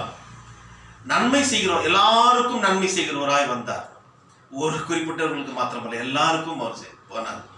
சமாரிய பெண்ணை போய் சந்தித்தார். இந்த பக்கம் தீரு சீதோன், அதெல்லாம் புறஜாதியார் வாழ்கின்ற இடம். அங்கே போய் சுவிசேஷத்தை அறிவித்தார். எருசலேமிலே இருக்கின்ற மக்கள் மத்தியிலே சுவிசேஷத்தை அறிவித்தார். எல்லாரையும் அவர் நேசிக்கிற தெய்வம் இதன் மூலமாக நாம் அறிந்து கொள்ள முடியும். அங்கே நன்மை செய்கிறவராய், பிசாசின் வல்லமையில் அகப்பட்ட யாவரையும் குணமாக்குகிறவராக, எக்ஸார்சிசம், அந்த பிசாசை விரட்ட வேண்டும் என்றால் பிசாசுடைய ஆதிக்கத்திலே சிக்கிக் கொண்டிருந்த யாவரையும் என்று இருக்கிறது. That is unique word. கடவுளால் தெரிந்து கொள்ளப்பட்டவர்களும் புறஜாதியாரும் எல்லாரும் ஒரு வழியில பார்க்கின்ற போது அவர்கள் பிசாசுக்கு அடிமைப்பட்டிருக்கார்கள். அவர்களை அந்த பிசாசுடைய வல்லமையிலிருந்து மீட்டெடுக்க வேண்டும். So here we see both chosen and the Gentiles are succumbed in the bondage of evil. So they need a savior to come out from their bondage. ஆகவே இப்பேற்பட்ட மக்களை ரட்சிக்க மேசியாவாகிய ரட்சகர் ஆண்டவராகிய இயேசு கிறிஸ்து அவர் வந்தார், உலகத்திற்கு வந்தார். அவர் ஒரு பொலிட்டிக்கல் மெசையாவாக அவர் வருவார் என்று சொல்லி யூத மக்கள் எதிர்பார்த்து கொண்டிருந்தார்கள். ரோம சாம்ராஜ்யத்தினிடமிருந்து தங்களை விடுவிப்பார் என்று அவர்கள் காலகாலமாக காத்துக் கொண்டிருந்தார்கள். ஆனால் அவர்களை விடுவிக்க மாத்திரமல்ல, அவர்களுக்கு வாழ்வு கொடுக்க மாத்திரமல்ல, உலகில் உள்ள எல்லா மக்களுடைய பாவத்திலிருந்து, சாபத்திலிருந்து மீட்டெடுத்து அவர்களுக்கு வாழ்வு கொடுக்க அவர் மேசியாவாக வந்தார், உலக ரட்சகராக வந்தார். அது அவர்களுக்கு ஒரு பெரிய ஏமாற்றம். ஆகவே அவரை சிலுவையில் அறைந்து கொண்டார்கள். அது அவருடைய திட்டம் என்று அல்ல, இது it was already designed and resolved in the council of God. ஏற்கனவே இது திட்டமிடப்பட்டது. இந்த உலகில் உள்ள எல்லா மக்களும் வேகமாய் கெட்டு போனார்கள் என்று கடவுள் அறிந்து தன்னுடைய ஒரே குமாரனாகிய ஆண்டவராகிய இயேசு கிறிஸ்துவை நம்முடைய பாவங்களிலிருந்து, சாபங்களிலிருந்து, நரகாக்கிலிருந்து மீட்டெடுக்க அவரை அனுப்பினார். கெட்டு போனவர்களை மீட்டெடுக்க ஆண்டவராகிய இயேசு கிறிஸ்து வந்து மரித்து அடக்கம் பண்ணப்பட்டு உயிர்த்தெழுந்தார். அவரை பிதாவானவர் தேவனாகிய கர்த்தர் உயிரோடு எழுப்பினார் என்பதைத்தான் 39ஆம் வசனத்தில் பேதுரு அப்போஸ்தலன் சொல்கிறார். அப்போஸ்தலர் 10:39. மூன்றாம் நாளிலே தேவன் அவரை எழுப்ப பிரத்யட்சமாய் காணும்படி செய்தார், எல்லாரும் காணும்படியாக செய்தார். அடுத்தது காட்சி அளித்தது யாருக்கு? முதலாவதாக அப்போஸ்தலர்களுக்கு, சீஷர்களுக்கு. ஏனென்றால் அவர்கள் ஏற்கனவே இந்த உயிர்த்தெழுந்த தேவனை அறிவிக்க வேண்டும் என்பதற்காக தெரிந்து கொள்ளப்பட்டவர்கள். கடவுளை பின்பற்றி செல்ல வேண்டிய, அவருடைய சித்தத்தை நிறைவேற்றுகின்ற ஒரு பணிமுட்டுகளாக, ஒரு பாத்திரங்களாக அவர்களை தெரிந்து கொண்டார். ஆகவே அவர்களுக்கு காட்சியளித்தார். அதைத்தான் 41ஆம் வசனத்தில் நாம் பார்க்கிறோம். அங்கே சொல்லுகின்ற போது பேதுரு பாருங்கள் மிக அழகாக சொல்லுகிறார். அவர் மரித்தோரிலிருந்து எழுந்த பின்பு அவரோடு புசித்து குடித்தவர்களும் தேவனால் முன்பு நியமிக்கப்பட்ட சாட்சிகளுமாய் எங்களுக்கு பிரத்யட்சமாகும்படி செய்தார். அவர்களுக்கு அவர் காட்சியளிக்கின்ற ஒரு காரியம். அவர்கள் கடவுளுக்காக சாட்சியாக செல்ல வேண்டும். அடுத்து இந்த தேவனே, அடுத்த வசனம் பாருங்க, 42ஆம் வசனம். அன்றியும் மரித்தோரிலிருந்தும் உயிரோடு இருக்கிறவர்களுக்கும் மரித்தவர்களுக்கும் தேவனால் ஏற்படுத்தப்பட்ட நியாயாதிபதி யார்? இந்த நியாயாதிபதி யார் என்று பார்க்கின்ற போது Jesus is going to judge this world. அவருடைய இரண்டாம் வருகையிலே உயிரோடு இருக்கிறவர்களுக்கும் செத்தவர்களுக்கும் எல்லாருக்கும் நியாயத்திருக்கிறவர் இவர் என்பதை சொல்ல வேண்டும். அவர்கள் பிரசங்கிக்க வேண்டும். They will have to proclaim. அதற்காக இவர்களை தெரிந்து கொண்டது நிமித்தமாக அவர்களுக்கு அவர் காட்சியளிக்கிறதை நாம் பார்க்கிறோம். So they will have to preach. They will have to bear witness for this risen Christ. They need to preach. அவர் பிரசங்கிக்கவும் சாட்சியாக ஒப்புவிக்கும் தேவனால் கட்டளை பெற்றவர்கள். ஆகவே அவர்களிடத்தில் அவர் காட்சியளித்தார். கிறிஸ்துவுக்குள் பிரியமானவர்களே, இப்படி பேதுரு அப்போஸ்தலன் சொல்லிக் கொண்டிருக்கின்ற போது, பேசிக் கொண்டிருக்கின்ற போது எல்லார் மேலும் பரிசுத்த ஆவியானவர் இறங்குகிறார். இறங்கி அவர்களை நிரப்புகிறார். அவர்கள் பிரமித்து போகிறார்கள். ஐயோ, புறஜாதியர் மத்தியிலும் பரிசுத்த ஆவியானவர் இறங்குகிறாரே என்று சொல்லி அவர்கள் பிரமிக்கிறார்கள். தேவனை அவர்கள் புகழ்ந்து பேசுகிறார்கள். பல பாஷைகளையும் அவர்கள் பேசுகிறார்கள். ஆம் கிறிஸ்துவுக்குள் பிரியமானவர்களே, பரிசுத்த ஆவியானவர் நிரப்புகின்ற போது பல புதிய குணாதிசயங்கள் நம்மிலே வரும். அவரிலே காணப்படுகின்ற அந்த குணாதிசயங்கள் நம்மிலும் வெளிப்படும். ஒரு புது வாழ்வு அதன் மூலமாக அவர்களுக்கு கிடைக்கிறது. எப்பொழுது கிடைக்கிறது என்று பார்க்கின்ற போது அந்த கடைசி வசனத்தில் பாருங்க, 47-48 அந்த மக்கள் எல்லாரும் அப்பேற்பட்ட ஒரு புதிய அனுபவத்தை, பரிசுத்த ஆவியினுடைய அனுபவத்தை பெற்ற பிறகு பேதுரு அப்போஸ்தலன் சொல்கிறார், அவர்களுக்கு ஞான ஸ்நானம் கொடுக்கத்தக்கதாக அங்க இருக்கின்ற மக்களுக்கு கட்டளையிட்டார். ஞான ஸ்நானத்தின் மூலமாகத்தான் புதிதாக பிறக்கின்ற ஒரு அனுபவத்தை பெற்றுக்கொள்ள முடியும். We get the new experience, regeneration experience, newborn experience. கடவுளுக்குள்ளாக, அதாவது பாவத்திற்கு நாம் மரித்து கிறிஸ்துவுடனே கூட நாம் அடக்கம் பண்ணப்படுகிறோம். பாவத்திற்கு அவர் உயிர் தெழுந்ததை போல நாம் புதிய சிருஷ்டிகளாக உயிர் பெறுகிறோம். ஆகவே ஞான ஸ்நானத்தின் மூலமாக நாம் புதிய சிருஷ்டிகளாக கடவுள் நம்மை பெற்றெடுக்கிறார். பூலோகத்திலே நாம் நம்முடைய தாயின் தகப்பன் மூலமாக நாம் பெற்றெடுக்கப்படுகிறோம். ஒரு முறை நாம் நம்முடைய தாயின் வயிற்றிலிருந்து நாம் பிறக்கிறோம். மறுபடியும் ஞான ஸ்நானத்தின் மூலமாக கடவுள் நம்மை பெற்றெடுக்கிறார். இந்த வாய்ப்பு எல்லாருக்கும் கொடுக்கப்படுகிறது. அதைத்தான் யோவான் எழுதின சுவிசேஷம் 1:12 பார்க்கிறோம். அவருடைய நாமத்தின் மேல் விசுவாசம் உள்ளவர்களாய் அவரை ஏற்றுக்கொண்டவர்கள் எத்தனை பேர்களோ அத்தனை பேர்களும் கடவுளை பிள்ளைகளாகபடி அவர்களுக்கு அதிகாரம் கொடுத்தார். அவர்கள் இரத்தத்தினாலாவது மாம்ச சித்தத்தினாலாவது புருஷனுடைய சித்தத்தினாலாவது பிறவாமல் தேவனாலே பிறந்தவர்கள். தேவனால பிறக்கின்ற ஒரு அனுபவத்தை அவர் பெறுகின்ற போது அதுதான் புது சிருஷ்டி, நியூ புனர்ஜென்மம் பெற்றவர்கள் என்ற ஒரு பாக்கியம். கிறிஸ்துக்குள் பிரியமானவர்களே, இந்த காரியத்தை இந்த பேதுரு அப்போஸ்தலரும் மற்ற சீஷர்களும் சொல்லிக் கொண்டிருக்கிறார்கள் என்றால், கர்த்தருடைய அன்பு அவர்களை நெருக்கி ஏவினது. அந்த இறுதி கட்டளையை அவர்கள் செய்ய தங்களை ஒப்பு கொடுத்து அவர்கள் சாட்சியாக சென்றார்கள். சாட்சி என்று பார்க்கின்றது மார்ச்சூரியா என்ற வார்த்தை, ஆங்கில வார்த்தையில மார்டையர் என்ற வார்த்தைக்கு பார்க்கின்ற போது இரத்த சாட்சியாகவும் தங்களுடைய ஜீவனை கொடுத்து அவரை அறிவித்தார்கள், உயிர்த்தெழுந்த தேவனை.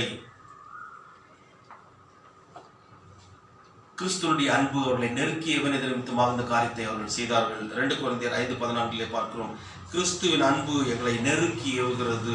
The love of Christ constrains us to preach and to bear witness for the risen Christ. So இந்த அன்பு கடவுள் நம்மில் வைத்த அன்பாக இருக்கிறது. அதைத்தான் இன்றைக்கு நாம் வாசிக்க கேட்ட நிர்வாகத்தில் 1 யோவான் 5:1-8 பார்க்கின்ற போது 2 காரியங்களை கடவுள் நம்மிடத்தில் எதிர்பார்க்கிறார். நாம் கடவுளத்தில் அன்பு கூற வேண்டும். இரண்டாவது, அந்த 2ஆம் வசனத்தில் பார்க்கணும், நாம் தேவனிடத்தில் அன்பு கூற வேண்டும், அவர் கற்பனைகளை கை கொள்ள வேண்டும். 2 காரியங்கள். ஒன்று, அவரிடத்தில் அன்பு கூற வேண்டும். இரண்டாவதாக, அவருடைய கற்பனைகளை கை கொள்ள வேண்டும். இங்கே ஒரு கேள்வி, அதாவது கடவுளிடத்தில் அன்பு கூற வேண்டும் என்றால் அன்பு என்றால் என்ன? What is love? How should we love our God? நாம் கடவுளை எப்படி கடவுளிலே அன்பு கூற முடியும் என்று பார்க்கின்ற போது அங்கேயே வசனம் இருக்கிறது. 3ஆம் வசனத்தில், நாம் தேவனுடைய கற்பனைகளை கை கொள்வதே அவரிடத்தில் அன்பு கூறுவதாம். அவருடைய கற்பனைகளை கை கொள்ளுகின்ற போது அவரிடத்தில் நாம் அன்பு கூறுகிறோம் என்று அங்கே ஆன்சர் இருக்கிறதை நாம் பார்க்கிறோம். ஆம் கிறிஸ்துவுக்குள் பிரியமானவர்களே, love is like oil to the wheels of obedience. எப்பொழுது நாம் கீழ்ப்படிந்து அவருக்கு முன்பாக நாம் வருகிறோமோ அந்த அன்பு என்கின்ற அந்த எண்ணெய் நம்முடைய அந்த கீழ்ப்படிதலை அதிகப்படுத்தி அவருக்காக ஓட நம்மை அழைக்கிறது. அதைத்தான் ஆதி அப்போஸ்தலர்கள் செய்தார்கள். கிறிஸ்துவுக்குள் பிரியமானவர்களே, so love is an attachment of the affections to any object accompanied with an ardent desire to promote its happiness.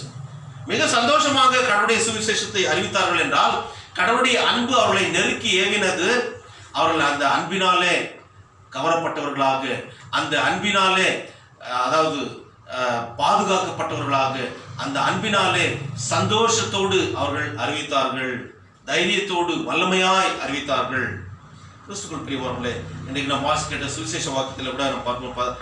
யோவான் 15:9-17 வரைக்குமாய் அங்கே முக்கியமாக யோவான் சுவிசேஷம் என்று சொல்லுகின்ற போது அதில் 13ஆம் அதிகாரத்திலிருந்து 21ஆம் அதிகாரம் வரைக்குமாய் பார்க்கின்ற போது இந்த லவ் என்ற வார்த்தை, இந்த அன்பு, அதாவது கிரேக்க வார்த்தையில் அகாப்பே என்று சொல்லுகின்ற போது தெய்வீக அன்பு, இந்த 13ஆம் அதிகாரத்திலிருந்து 21ஆம் அதிகாரம் வரைக்குமாய் இருக்கின்ற இந்த பகுதியிலேயே சுமார் 44 முறை வருகிறது.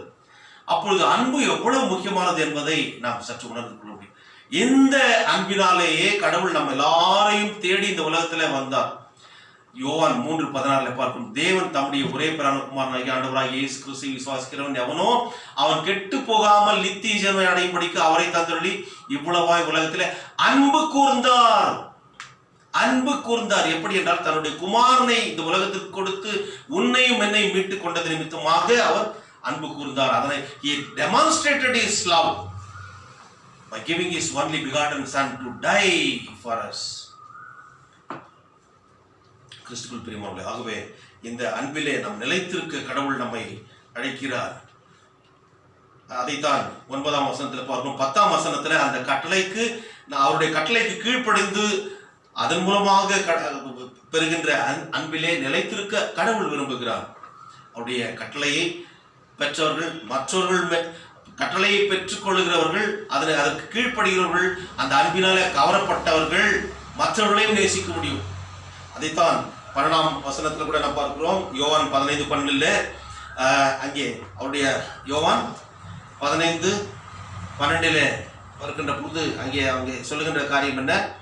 நான் உங்களில் அன்பாக இருக்கிறது போல நீங்களும் ஒருவரில் ஒருவர் அன்பாக இருக்க வேண்டும் என்பதே என்னுடைய கற்பனையாக இருக்கிறது. ஒருவரில் ஒருவர், நான் உங்களில் அன்பாக இருப்பது போல நீங்கள் மற்றவர்கள் மேல் அன்பாயிருங்கள். அதனைத்தான் பரனை நேசி, பிறனை நேசி, love your God, love your neighbour என்று சொல்லி Jesus goes extreme by saying love your enemy. உங்களுடைய கடவுள் அதாவது ஆண்டவராகிய இயேசு கிறிஸ்து அதாவது மலைப்பிரசங்கத்தில் பார்க்கின்ற போது மத்திய 5:44 he goes in a very strange step to say that love your enemies. உங்களுடைய சத்துருக்களை சிநேகியுங்கள் என்று சொல்லி, உங்களுடைய சத்துருக்களை சிநேகியுங்கள், உங்களை சபிக்கிறவர்களை ஆசீர்வதியுங்கள், உங்களை நிந்திக்கிறவர்களுக்காக துன்பப்படுத்துவர்களுக்காக நீங்கள் ஜெபம் பண்ணுங்கள் என்று சொல்லுகிறார். something very strange preaching. இதனை ஏற்றுக்கொண்டு தான் ஆக வேண்டும். அப்பொழுது அங்கே ஒரு பெரிய மாற்றத்தை நாம் காண முடியும். ஆம் கிறிஸ்துக்குள் பிரியமானவர்களே, இயேசு கிறிஸ்து கற்பித்த யாவையும் நாம் கை கொள்ள வேண்டும். we should obey. அதை நம்முடைய வாழ்க்கையிலே நிறைவேற்ற வேண்டும். அப்படி நிறைவேற்றுகின்ற போது கடவுள் சொல்லுகிறார். அங்கே பாருங்கள், வசனம் 14-15 நாம் தொடர்ந்து நாம் பார்க்கின்ற போது, இந்த காரியங்கள் எல்லாம் செய்கின்ற போது நீங்கள் என்னுடைய ஊழியக்காரர்கள் அல்ல, நீங்கள் என்னுடைய சிநேகிதர்கள் என்று சொல்லுகிறார். you will become my friends. இந்த காரியங்களை நீங்கள் செயல் வடிவிலே காட்டுகின்ற போது நீங்கள் என்னுடைய சிநேகிதர்களாக இருக்கிறீர்கள் என்று சொல்லி, ஆபிரகாம் கூட கடவுளுடைய சித்தத்தை செய்தான்.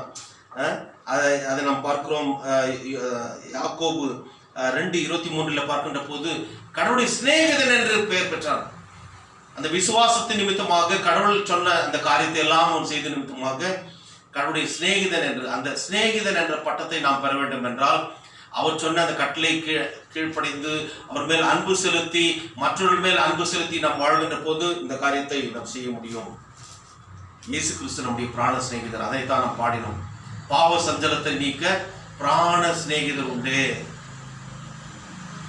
ஆம் கிறிஸ்து பிரியமானவர்களே, இந்த அன்பினாலே நாம் ஏவப்படுகின்ற போது, அதிலே நிலைத்திருக்கின்ற போது நாம் கனிகளை கொடுக்க முடியும். அந்த கனியிலே நாம் நிலைத்திருக்கவும் கடவுள் நம்மை ஏற்படுத்தினார் என்று சொல்லி இங்கே நாம்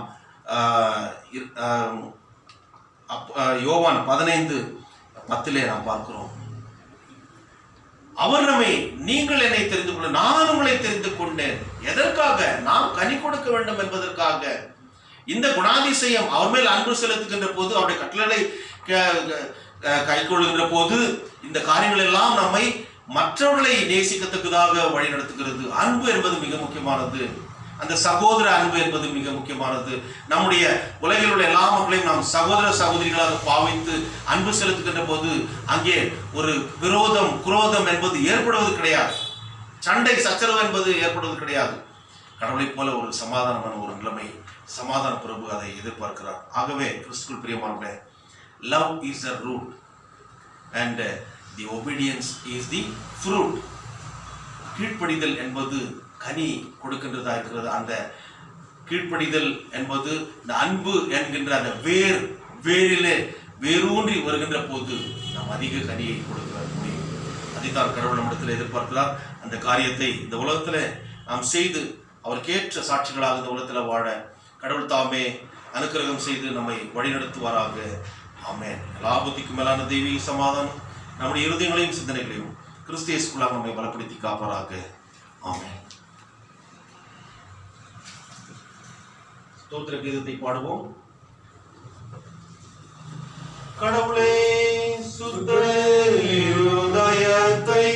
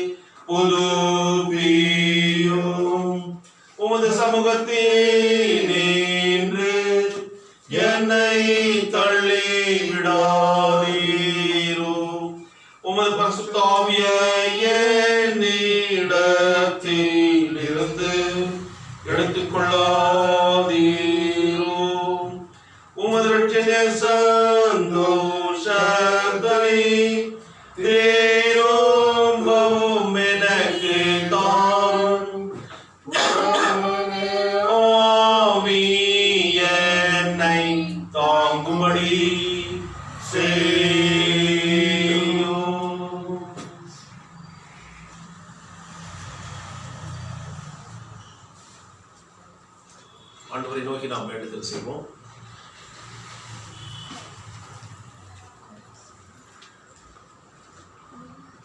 சர்வத்துக்கும் அல்ல நீத்திய கடவுளே, மனப்புத்திர அனைவரால் மஞ்சப்படுத்தக்கவரே, நீர் யாதொரு புண்ணியமும் பாத்திரம் இல்லாத எங்களுக்கு தந்தளின கணக்கற்ற ஆத்தும சரிய நன்மைகளுக்காக உங்களுக்கு தாழ்மையை மனமார்ந்து நன்றி செலுத்துகிறோம். உடைய ரட்சணை வசனத்தையும் உடைய வீட்டின் பரிசுத்த நியமங்களையும் எங்களுக்கு என்று சுத்தமாய் காப்பாற்றி வந்ததற்காக உண்மை விசேஷமாய் ஸ்தோத்திரிக்கிறோம். உலகம் எங்கும் போதக சுத்தத்தையும் உடைய வார்த்தையை வல்லமையோடு பிரசங்கிக்கும் உண்மையுள்ள போதர்களையும் உடைய திருச்சபை கொடுத்து காப்பாற்ற வேண்டும் என்று உண்மை வேண்டிக் கொள்கிறோம். எல்லா தீரா துன்பங்களிலும் ஆபத்து காலங்களிலும் உடைய ஜனத்தின் ரட்சகராகவும் பாதுகாப்பாளராகவும் இருக்கும். உடைய திருச்சபையோடு உள்ள ஐக்கியத்திலும் எங்களுடன் கிறிஸ்துவோடு உள்ள சகோதர ஒற்றுமையிலும் நாங்கள் நல்ல போராட்டத்தை போராடி கடைசியில் எங்கள் ஆத்தும ரட்சிப்பை பெற செய்யும். கர்த்தாவே, இப்பொழுதுமாய் எங்களுடைய தேசத்தையும் உலகில் உள்ள எல்லா நாடுகளையும் சூழ்ந்து கொண்டிருக்கின்ற கொள்ளை வியாதி COVID-19 இந்த பேண்டமிக்காக கர்த்தாவே நாங்கள் உம்மிடத்தில் வருகிறோம் சுவாமி. இது எங்களுடைய இந்திய தேசத்திலே 2ஆம் அலையாக வந்து கொண்டு ஏராளமான மரணங்கள் ஏற்பட்டு கொண்டிருக்கிறது. ஏராளமான மக்கள் இந்த கொரோனா வைரஸ்னால பாதிக்கப்பட்டு ஆஸ்பத்திரியிலே சிகிச்சை பெற முடியாதபடிக்கு எல்லா ஆஸ்பத்திரிகளும் எல்லா ஐசியூகளும் அது ஆண்டவர் நிரம்பி வழிந்து கொண்டிருக்கிறது. வெண்டிலேட்டர் இல்லை, ஆக்சிஜன் இல்லை, ஆம்புலன்ஸ் இல்லை, மருத்துவ பணியாளர்கள் இல்லை என்ற அளவுக்கு எல்லாம் ஆண்டவரே பெரிய பற்றாக்குறைகள் ஏற்பட்டிருக்கிறது. ஏனென்றால் ஏராளமான மக்கள் பாதிக்கப்பட்டு சிகிச்சை பெற முடியாமல் தவித்துக் கொண்டிருக்கின்ற போது, வீடுகளிலே குவாரண்டைன் ஆகி தவித்துக் கொண்டிருக்கின்ற போது கர்த்தாவே, நீர் மனமிறங்கி எல்லா மக்களுடைய தேவைகளையும் சந்திக்கத்தக்கதாக நீர் வழிநடத்த வேண்டுமா ஜெபிக்கிறோம். நீர் பரத்திலிருந்து ஒத்தாசை அனுப்பி உதவி செய்யும் சுவாமி. ஆண்டவரே, கூடிய சீக்கிரத்துல ஆண்டவரே மக்களை கொன்று குவித்துக் கொண்டிருக்கின்ற இந்த வைரஸ், ஆண்டவரே இந்த கொடிய கொரோனா வைரஸ் முற்றிலுமாக என்னுடைய தேசத்தை விட்டும் உலக நாடுகளை விட்டும் ஆண்டவரை முற்றிலுமாக ஒழிந்து போகிறதுக்காக நீர் கட்டளை கொடுக்க வேண்டும். ஆண்டத்தில் நாங்கள் கெஞ்சி கேட்கிறோம். நீர் சொல்ல ஆகும், நீர் கட்டளையிட நிற்கும் சுவாமி. கர்த்தாவே, சடுதியான மரணத்தை சந்திக்கின்ற மக்கள் ஆண்டவரே நன்றாக இருந்தார்களே, இவர்கள் கர்த்தருக்குள் நித்திரையடைந்தார்களே என்று ஆண்டவரே நாங்கள் வேதனையோடு ஆண்டவரே அநேக மக்களுடைய மரணத்தை நாங்கள் பார்த்திருக்கிறோம். அநேக ஊழியக்காரர்கள், அநேக மிஷனரிமார்கள், அநேக போதகர்கள், அநேக சுவிசேஷகர்கள் சுவாமி. கர்த்தாவே, அவருடைய குடும்பங்கள் இந்த நோயினால பாதிக்கப்பட்டு கர்த்தாவே தம்முடைய இன்னுயிர் அவர்கள் போயிருக்கிறது. மிகுந்த வேதனையோடு கண்ணீரோடு கவலையோடு இருக்கின்ற அந்த மக்களுடைய உள்ளங்களிலே கர்த்தாவே ஆறுதலையும் தேர்தலையும் மனசமாதானத்தை கொடுக்க வேண்டும் ஜெபிக்கிறோம். என்னுடைய ஐஎன்சில அநேக போதகர்கள் கர்த்தாவே கர்த்தருக்குள் நித்திரையடைந்தார்கள். கர்த்தாவே, அவருடைய குடும்பங்களுக்கு உலகம் தரப்படாத ஆறுதலையும் தேர்தலையும் மனசமாதானத்தை கொடுத்து வழிநடத்தணும் ஜெபிக்கிறோம். ஐஎன்சில இருக்கின்ற விசுவாசிகள் ஏராளமான மக்கள் ஆண்டவரே இந்த நோயினால் பாதிக்கப்பட்டு மரணத்தை சந்தித்திருக்கிறார்கள். ஆண்டவரே, அவருடைய குடும்பங்களுக்கு ஆறுதலையும் தேர்தலையும் மனசமாதானத்தை கொடுத்து வழிநடத்தும்.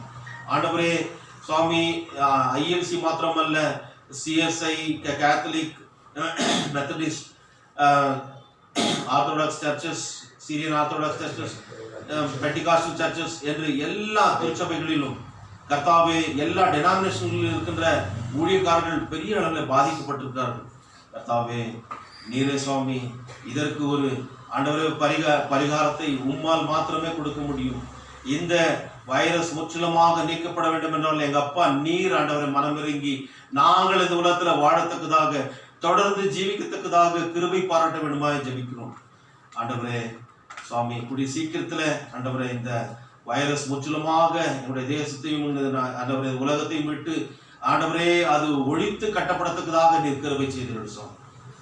ஆண்டவரே, நோய்பட்ட மக்களுக்கு ஆண்டவரே நீரே உடைய வார்த்தைகளை அனுப்பி அவர்களை நீர் சுத்தமாக்க வேண்டுமா ஜெபிக்கிறோம். கர்த்தாவே, அதே போல என்னுடைய தேசத்து ஆண்டவர் தலைவர்களுக்காக ஜெபிக்கிறோம். ஆண்டவரே, அரசியல் தலைவர்கள் ஒவ்வொருவரையும் நீர் ஆசீர்வதியும். அவர்கள் இந்த இக்கட்டான சூழ்நிலையிலே ஜனங்களுடைய தேவைகளை அறிந்து எல்லா தேவைகளையும் சந்திக்கவும், இங்கே ஆண்டவரே இந்த சூழ்நிலையை அவர்கள் அரசியல் ஆதாயத்துக்கு என்று பயன்படுத்தி கொண்டு ஆண்டவரே இழிவான அரசியலை செய்யாதபடிக்கு ஆண்டவர் நியாயமான அரசியல் செய்து மக்களுடைய தேவைகளை அறிந்து அவைகளை பூர்த்தி செய்கின்ற மக்களாக நீர் அவர்களுக்கு ஆலோசனைகளை கொடுத்து நீ வழிநடத்த ஜெபிக்கிறோம். ஆண்டவரே, என்னுடைய திருச்சபையினுடைய முகாம் சங்கத்திற்காக உங்களுக்கு நன்றி செலுத்துகிறோம். அவர்களை ஆசீர்வதியும் பலப்படுத்தும். ஆண்டவரே, பலவீனப்பட்டிருக்கின்ற மக்களுக்காக ஆண்டவரே நாங்கள் வேண்டுதல் செய்கிறோம். விசேஷமாக ஆண்டவருடைய திருச்சபையினுடைய விசுவாசியாக இருக்கின்ற ஆண்டவரே கர்த்தாவே ஜாயின்ட் செக்ரட்டரியாக இருக்கின்ற திருமதி சுகுணா ஆனந்தராஜ் அம்மா அவர்களுக்காகவும் அவருடைய மகள்கள் திருமதி ரீட்டா சிரோன் அவர்களுக்காகவும் அதே போல திருமதி கேத்ரின் அவர்களுக்காகவும் நாங்கள் வேண்டல் செய்கிறோம். இந்த மக்களுக்கு இருக்கின்ற இந்த கோல்டு ஆண்டவரே சுவாமி, தலைவலி ஆண்டவரே, பாடி பெயின் போன்றவர்கள் எல்லாம் ஆண்டவரை நீங்கி போகும்படி செய்துள்ளோம். அவர்களுக்கு நீர் கொடுத்து வருகின்ற சுகத்திற்காக பலத்திற்காக நன்றி செலுத்துகிறோம். அதே போல திருச்சபையினுடைய செயலாளர் திருமதி சாந்தி விட்டல் அம்மா அவர்களுக்காக நாங்கள் வேண்டுதல் செய்கிறோம். கர்த்தாவே, அவர்களுக்கும் இருக்கின்ற அந்த யூரினரி இன்ஃபெக்ஷன் ஆண்டவரை முற்றிலுமாக நீங்கி பரிபூர்ண சுகத்தையும் பலத்தையும் பெற்றுக்கொள்ள கிருபை செய்துள்ளோம். அதே போல ஆண்டவரே, பலவீனப்பட்ட ஒவ்வொரு மக்களையும் ஆண்டவரை உடைய பாத்திரம் கொண்டு வருகிறோம். கர்த்தாவே, ஒவ்வொருவரையும் ஆண்டவரை பலப்படுத்தி ஆண்டவரே சுவாமி நீர் ஆசீர்வதித்து வழிநடத்த மதிக்கிறோம். ஆண்டவரே, மாணவர்களுக்கு விசேஷ கல்வி ஞானத்தை அருளி செய்துள்ளோம். இந்த லாக்டவுன் நிமித்தமாக அவர்கள் பெரிய அளவில் பாதிக்கப்பட்டிருந்தாலும் அவருடைய ஞானத்தில் சிறந்து விளங்கத்துக்காக பரத்திலிருந்து ஞானத்தை ஒவ்வொரு மேலும் ஆண்டவர் பொழிந்து நீ வழிநடத்த மதிக்கிறோம். கர்த்தாவே, எப்பொழுதுமாய் சுவாமி நாங்கள் இவைகளையும் உம்மிடத்தில் நாங்கள் கேட்க மறந்த எல்லா ஆத்தும சரீர நன்மைகளையும் நீர் எங்கள் ஒவ்வொருவருக்கும் அளவில்லாமல் கொடுத்து இந்த நோய் தொற்றுகளிலிருந்து எங்களை முற்றிலுமாய் நீர் பாதுகாத்து ஒவ்வொருவரையும் ஆசீர்வதித்து வழிநடத்த வேண்டுமாய் உம்மோடும் பரிசுத்த ஆவியோடும் என்னென்றைக்கு பிழைத்து ஆண்டு கொண்டிருக்கின்ற எங்கள் ஆண்டவர் இயேசு கிறிஸ்துவின் மூலமாய் உம்மை வேண்டிக் கொள்கிறோம். கர்த்தாவே, ஆமென். பரமங்களின் பிதாவே, நாம் பரிசுத்தப்படுவதாக, ராஜ்யம் வருவதாக, உடைய சித்தம் பரமண்டலத்திலே செய்யப்படுவது போல பூமியிலே செய்யப்படுவதாக. அன்றென்று வேண்டிய எங்கள் ஆகாரத்தின் நிறுத்தாரும் எங்கள் கடனாளிகளுக்கு நாங்கள் மன்னித்திருப்பது போல எங்கள் கடன்களை மன்னியும். எங்களை சோதனைக்கு உட்பட பண்ணாமல் தீவிர எங்களை ரட்சியும். ராஜ்யமும் வல்லமையும் மகிமையும் என்னென்றைக்கு சுவாமி. ஆமென். தொடர்ந்து 348வது பாடலை பாடுவோம். அன்பே பிரதானம், சகோதர அன்பே பிரதானம். இந்த பாடலை நாம் பாடுகின்ற போது கடவுளுடைய ஊழியத்திற்கென்று நம்முடைய இல்லங்களிலேயே காணிக்கையை நாம் சேகரிப்போம்.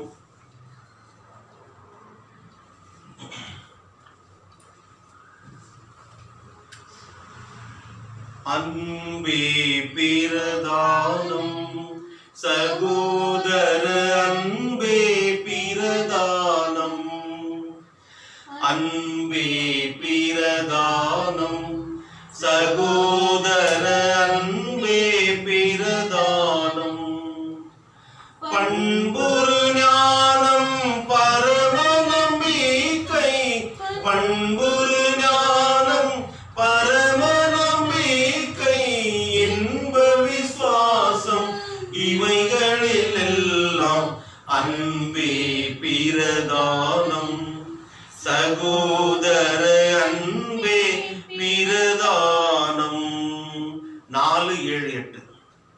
துணிவுடன் உடலை சுட கொடுத்தாலும், துணிவுடன் உடலை சுட கொடுத்தாலும், பணிய வந்தில்லார் பயனதில் இல்லை. அன்பே பிரதானம், சகோதர அன்பே பிரதானம். சினமடையாது தீங்கு முன்னாது, சினமடையாது தீங்கு முன்னாது, தினமழியாது தீமை செய்யாது. அன்பே பிரதானம், சகோதர அன்பே பிரதானம். சகலமும் தாங்கும், சகலமும் நம்பும், சகலமும் தாங்கும், சகலமும் நம்பும், மிகைப்பட வேண்டும் மேன்மை பெற்றோங்கும். அன்பே பிரதானம், சகோதர அன்பே பிரதானம்.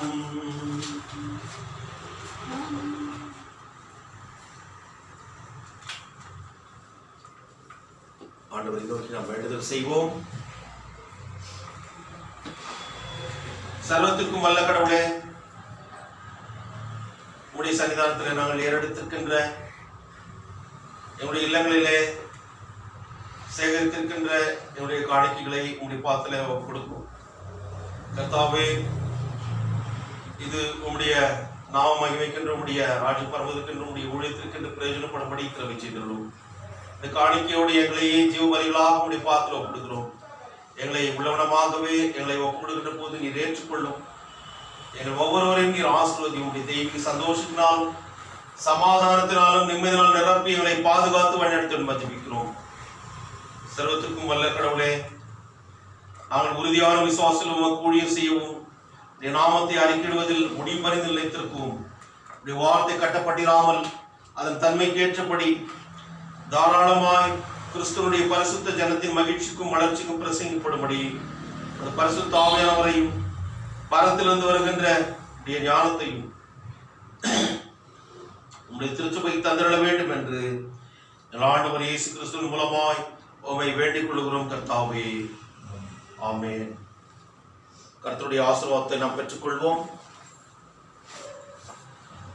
கர்த்தரானவர் உன்னை ஆசீர்வதித்து உன்னை காப்பாராக.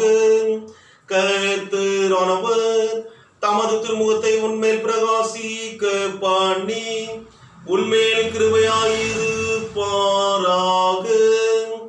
கர்த்தரானவர் தமது திருமுகத்தை உன்மேல் பிரசன்னமாக செய்து உனக்கு சமாதானம் கட்டளையிடுவாராக.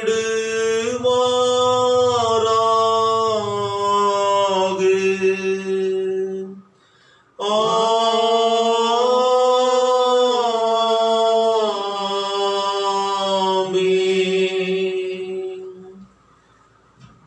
13வது பாடல். தேவ ஆசீர்வாதத்தோடே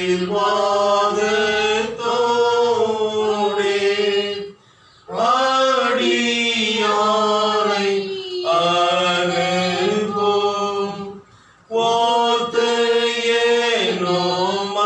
அப்பத்தாலே போஷித்து வளர்ப்பியோ. இப்போதுமை தேடி வந்து மனதாறு போற்றினோம். மூற்றலோகத்தில் கழித்து உம்மை வாழ்த்தி தொழுவோம்.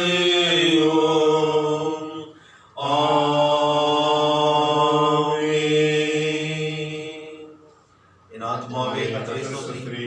என் முழுவதுமே பிரசம்சி செலுத்தி. என் ஆத்துமாவே கர்த்தரை ஸ்தோத்திரி.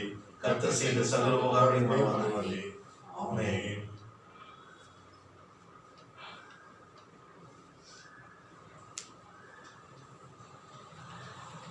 கிறிஸ்துக்குள் பிரியமானவர்களே, அனைவருக்கும் ஆண்டவராகிய இயேசு கிறிஸ்து நாமத்தினாலே அன்பான ஸ்தோத்திரங்களையும் வாழ்த்துக்களையும் தெரிவித்துக் கொள்கிறேன். கர்த்தர் தாமே உங்கள் ஒவ்வொருவரையும் முற்றுமுடிய பாதுகாத்து வழிநடத்துவராக. ஆமென். God bless you.